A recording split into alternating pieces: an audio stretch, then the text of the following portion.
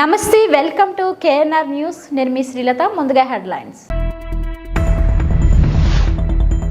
విజయవాడలో Modi mega road show పాల్గొన్న జనసేన అధినేత పవన్ కళ్యాణ్, టీడీపీ అధినేత చంద్రబాబు నాయుడు.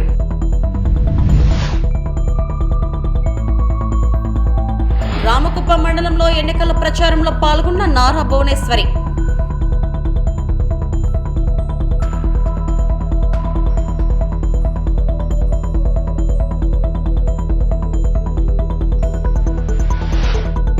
మహిళలు ఓటుతో చంద్రబాబుకు బుద్ధి చెబుతారు. మహిళా కమిషన్ మాజీ చైర్పర్సన్ వాసిరెడ్డి పద్మ.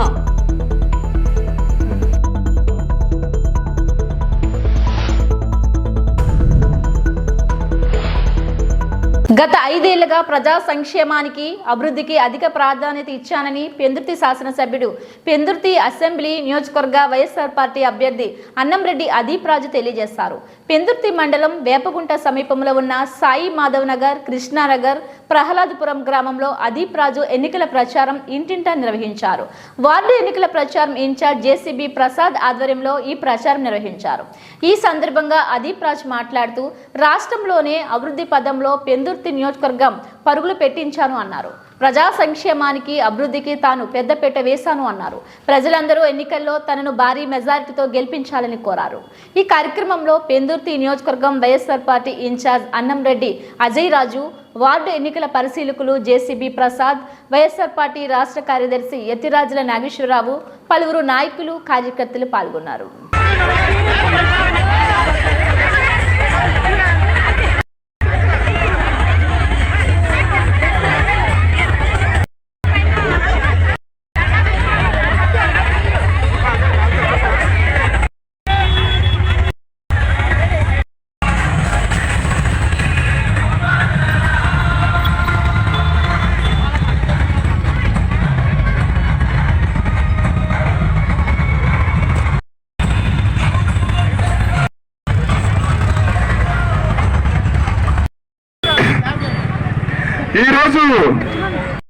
ఈరోజు వైఎస్ఆర్ కాంగ్రెస్ పార్టీ పేద ప్రజల తరఫున నిలబడింది.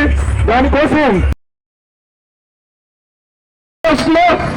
నాయని బ్రాహ్మణుల సంవత్సరానికి 10,000, 5 సంవత్సరాలకి 50,000, రజకులకి సంవత్సరానికి 10,000, 5 సంవత్సరాలకి 50,000, టైలరింగ్ చేసుకుంటే సంవత్సరానికి 10,000, 5 సంవత్సరాలకి 50,000, ఆటో ఉంటే వాహనం ప్రజల సంవత్సరానికి 10,000, 5 సంవత్సరాలకి 50,000, విద్యా దీవెన, వసతి దీవెన, సంపూర్ణ పోషణ, గోరుముద్ద, విద్యా కానుక, నాడు నేడు, ఆరోగ్యశ్రీ, ఇలా చెప్పుకుంటూ పోతే ఇచ్చిన ప్రతి హామీ కూడా వాళ్ళు జగన్మోహన్ రెడ్డి గారి ప్రభుత్వం నెరవేర్చుకున్నాం.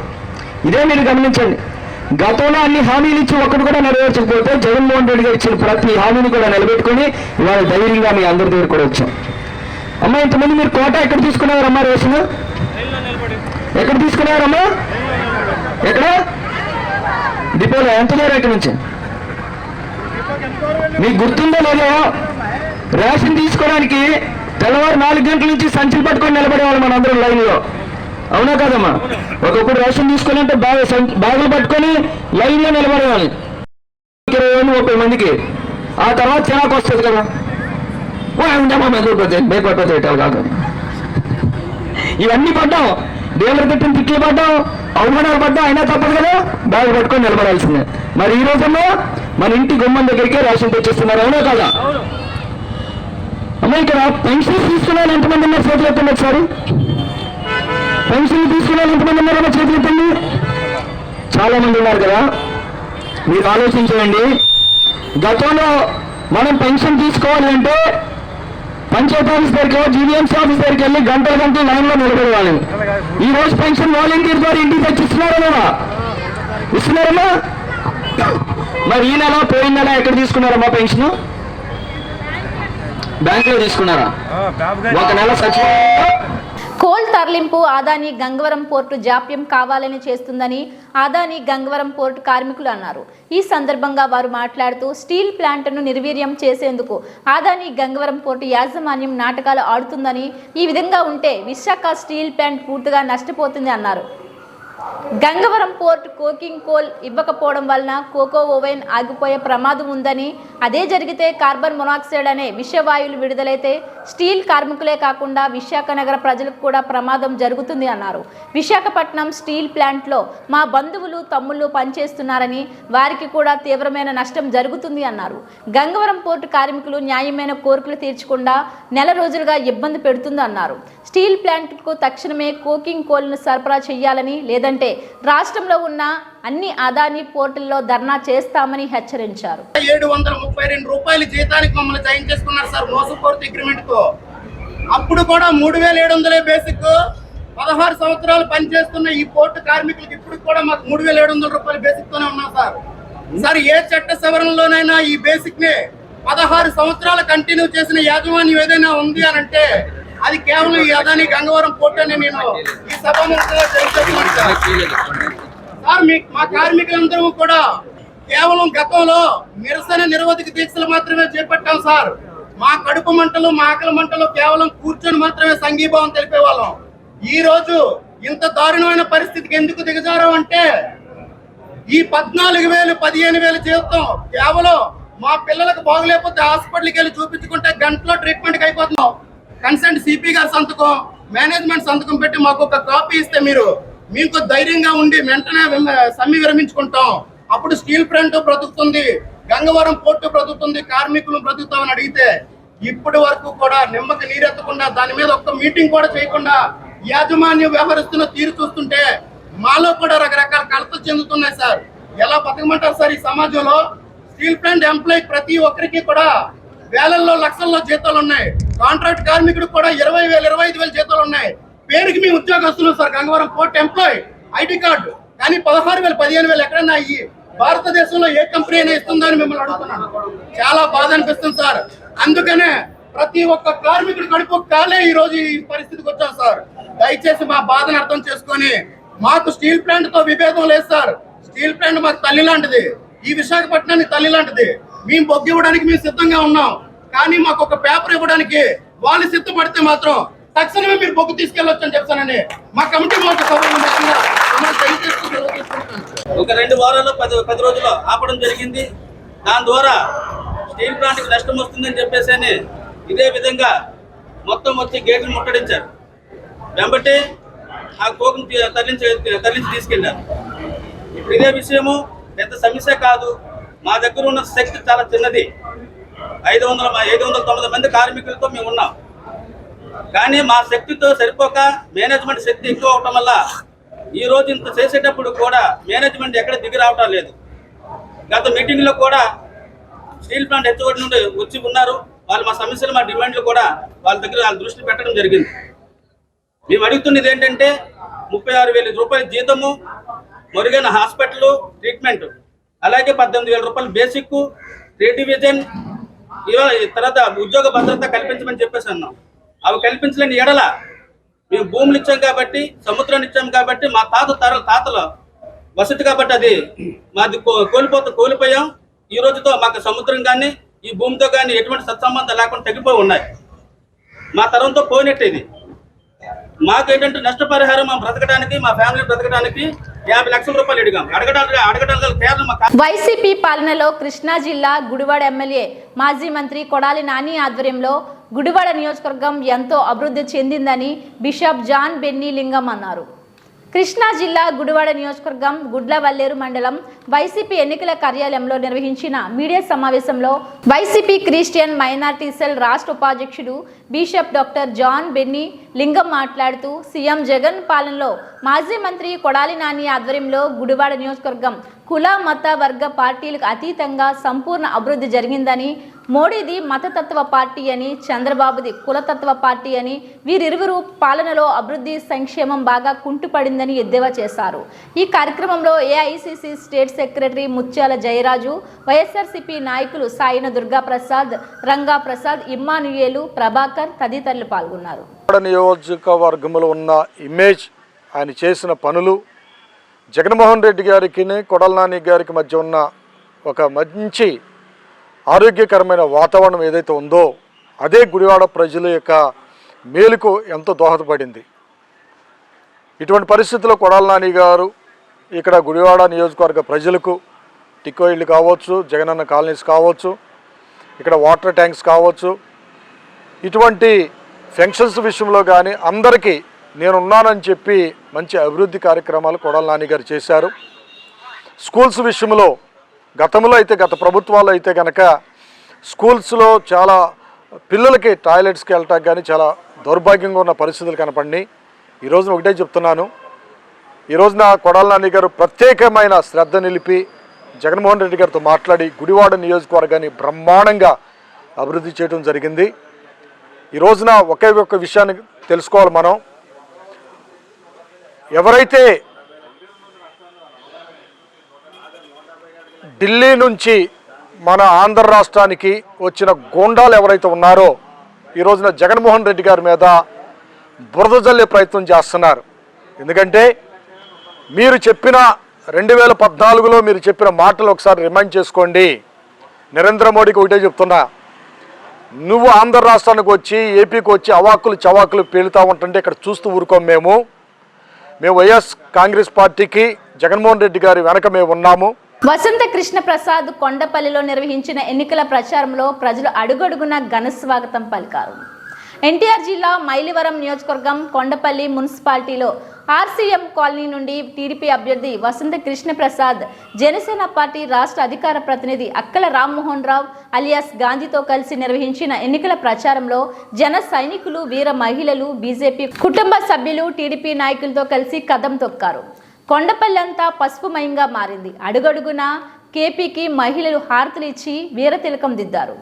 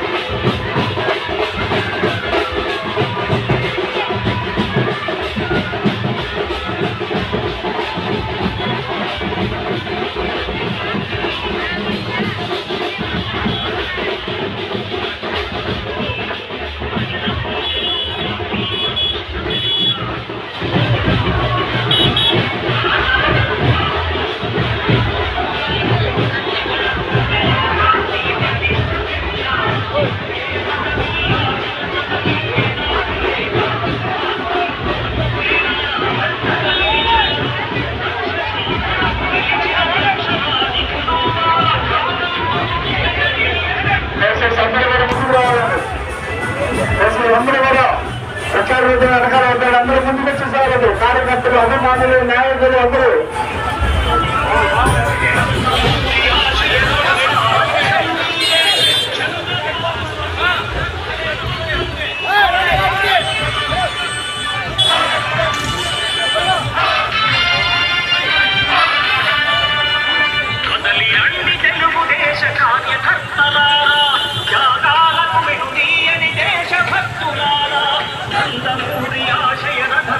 వచ్చేసారండి. మొత్తం సంచారానికి అభివృద్ధి చేయాలండి.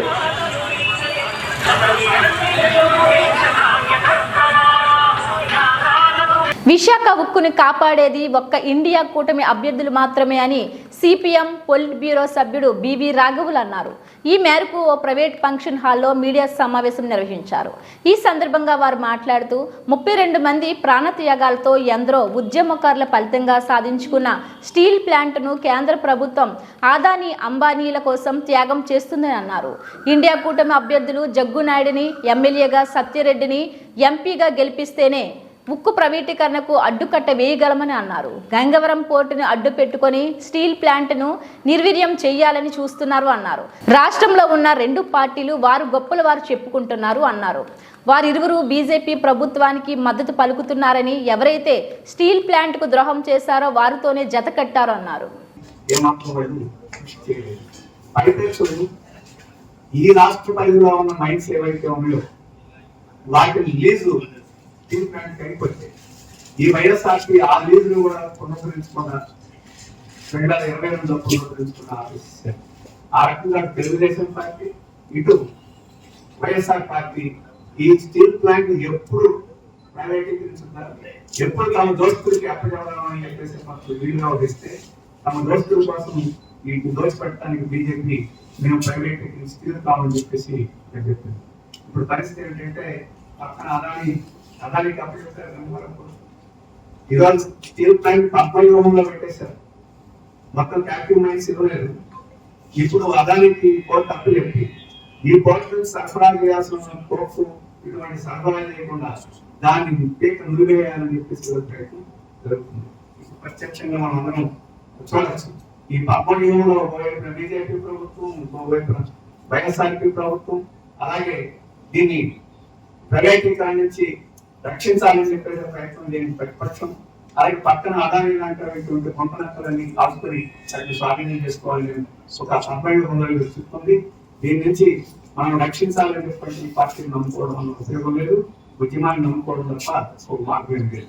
ఆ ఉద్యమానికి బాసటగా గట్టిగా నిలబెట్టడానికి ఈరోజు ఉన్నది కార్మిక సంఘాలు, ఆ కార్మిక సంఘాల తరఫున నిలబడే పార్టీ. మేము గర్వంగా చెప్పుకోగలం ఆ అటువంటి పార్టీలు మా కూటమిలోనే ఉన్నాయి. ఈ ఇప్పుడున్న అధికారంలోనూ లేకపోతే అధికారాన్ని ఆశించిన వాళ్ళు కాదు. అందుకని మేము ఇక్కడ సిపిఎం అభ్యర్థి గాజువాకలో పోటీ చేస్తున్నాం. అక్కడ గెలిస్తే ఈ ఉద్యమానికి బలం వస్తుంది. ఈ 2 ఏళ్ల పాటు ఉద్యమం ఆపింది ప్రైవేటీకరణ. జగన్మోహన్ రెడ్డి గారు ఇక్కడికి వచ్చి ప్రకటించి నా మూలంగానే ఆపేశారు అని చెప్పేసి ఆయన చెప్తున్నాడు. ఏం ఆపేశారు? ఈ మూలంగా ఆపేసే అని నేను గర్వంగా చెప్పుకోదలుచుకుంటే యాక్టివ్ మైండ్స్ ఇచ్చేవాళ్ళు ఈ గంగవరం కోర్టుని అదానికి కాల్సంగా అప్పగించి గుండెవారు ఈ అదాని ఈ కోర్టుని ఆంధ్రప్రదేశ్ స్టీల్ ప్లాంట్ కి అప్పగించేవాళ్ళు. ఇప్పుడు మోసగాడ మాటలు మాట్లాడుతున్నారు. అటువంటి దానికి వ్యతిరేకంగా ఫైట్ చేసి ఈ ఉద్యమాన్ని ముందుకు తీసుకెళ్ళాలి అని చెప్పంటే సిపిఎం అభ్యర్థిని కల్పించాలి. అలాగే అఖిల భారత స్థాయిలో ఈరోజు మోడీకి పార్లమెంట్ కి శాసనసభకి ఎన్నికలు జరుగుతున్నాయి. అందుకనే దేశవ్యాప్తంగా జరుగుతున్న ప్రచారం రాజకీయ వేడికన్నా ఆంధ్రప్రదేశ్లో రాజకీయ ప్రచార ఉధృతి ఎక్కువగా ఉంది. ఇక్కడ ప్రధానంగా 3 పక్షాలు ఈరోజు ప్రజల ముందు ఓట్లు అడుగుతున్నాయి.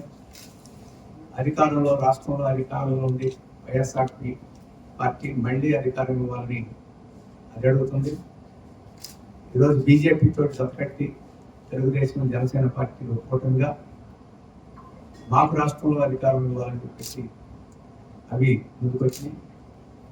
దేశవ్యాప్తంగా 27 పార్టీలతో ఏర్పడిన ఇండియా బ్లాక్, ఆ బ్లాక్లో భాగస్వాములుగా ఉన్న Congress, CPI, CPM, Aam Aadmi party, ఇంకా కొన్ని పార్టీలు ఇక్కడ ఆంధ్రప్రదేశ్లో మొత్తం ఒక కూటమిగా ఏర్పడి ఇక్కడ పోటీ చేస్తున్నాయి. అవి కూడా ఈరోజు ప్రజల ముందుకు వచ్చినాయి. వాస్తవంగా 3 కూటములు అని చెప్పేసి అనుకుంటున్నాం. కానీ మా దృష్టిలో ఆంధ్రప్రదేశ్లో 2 ఉన్నాయి, 2 పక్షాలు ఉన్నాయి.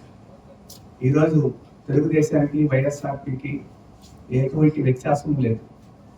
రాజకీయంగా చూసినా, సిద్ధాంతపరంగా చూసినా, పాలసీ పరంగా చూసినా అవి మొత్తం బీజేపీ ఎటువంటి విధానాలను చేస్తున్నా ఆ విధానాలకు వంతపడుతూ ఆ విధానాలకు సానుకూలంగా ఉండే పార్టీ లేదు. వారు ప్రత్యర్థులుగా మన ముందు మాట్లాడేవని అవి షో తప్ప వాటిలో నిజాయితీ లేదు, వాస్తవం లేదు. ఎందుకంటే ఈరోజు బీజేపీకి 2 పార్టీలు పవర్టీలు వస్తున్నాయి. ఈరోజు చంద్రబాబు నాయుడు ఏకంగా బీజేపీ సంకరం ఎక్కేసాడు, తెలుగుదేశం పార్టీ, జనసేన. జగన్మోహన్ రెడ్డి ఎప్పుడు దాన్ని పంచనే ఉన్నాడు.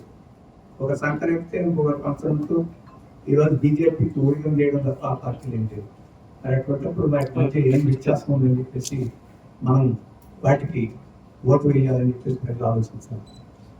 వాళ్ళు ముందుకు వచ్చి ఏ ఒక్క దాంట్లో మనకు వ్యత్యాసం ఉందని చెప్పండి. ఈరోజు కేంద్రంలో బీజేపీ వాళ్ళు ఎన్డీఏ సర్కారు ఎటువంటి చట్టం అక్కడ ప్రతిపాదన పెడితే వాళ్ళిద్దరూ కలిసే చేతులు ఎత్తున్నారు. ఈరోజు విద్యుత్ బిల్లు ఉంది, ప్రైవేటీకరణ ప్రోత్సహించే బిల్లు, ఇద్దరు మద్దతు ఇచ్చారు. ఈరోజు పౌరసత్వ చట్టం సవరణ బిల్లు ఉంది, ఇద్దరు చేతులెత్తి మద్దతు ఇచ్చారు. ఈరోజు అక్కడ రైతులందరూ ఆందోళన చేసి గిట్టుబాటు చట్టరూపం ఇవ్వాలని చెప్పేసి అడుగుతున్నారు. దాన్ని బీజేపీ నిరాకరించింది. ఆ నిరాకరణ ఇద్దరు సమర్థిస్తా ఉన్నారు రైతులు. ఇవి బులెటిన్ అప్డేట్స్. మరిన్ని వార్తా విశేషాలతో మళ్ళీ కలుద్దాం. అంతవరకు సెలవు. నమస్కారం.